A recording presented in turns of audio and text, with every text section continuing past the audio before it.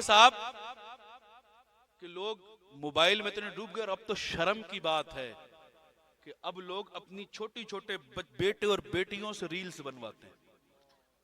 होता है कि नहीं होता ऐसा ना? एक छोटा सा बच्चा 2-2.5 साल का जिससे कुछ पता नहीं, उसके सामने मोबाइल कर दिया, उसके सामने कैमरा कर दिया, अम्मा ने अब्बा ने, उससे रील बनवा रहे हैं। उसे क्या पता कि ये क्या हो रहा है। मगर मेरे प्यारे याद रखना, मेरे मुस्तफ़ा फरमाते बच्चे की सबसे पहली गोद जो होती है ना, वो माँ की दरसगाह जो होती है वो माँ की गोद होती है। जो बच्चा माँ की गोद से सीखता है वही आगे बढ़ के चलता है। अगर मेरे प्यारे जरा गौर करें, 2-2.5 साल के बच्चे और बच्चियों से सिर्फ व्यूज के चक्कर में, सिर्फ लाइक्स के चक्कर में आप जो है कि रील से बनवा रहे हैं। के सामने आपने कैमरा कर दिया, वो बच्चे कॉमेडी कर रहे हैं, आपने उसको वीडियो में डाल दिया, उसको फिर आपने कैमरा किया, वो उनसे डांस कराया, उसके बाद रील्स में डाल दिया। मेरे प्यारे याद रखना, आज अगर अपने छोटे छोटे बच्चों से रील्स बनवा रहे हो ना, रील्स में नचवा रहे हो, तो फिर उनसे ये उम्मीद मत रखना कि आगे चल के वो आपके फर्मा बरदार बनेंगे, आगे चल के वो नमाजी बनेंगे, आगे चल के वो हाजी बनेंगे, आगे चल के वो इबादत गुजार बनेंगे।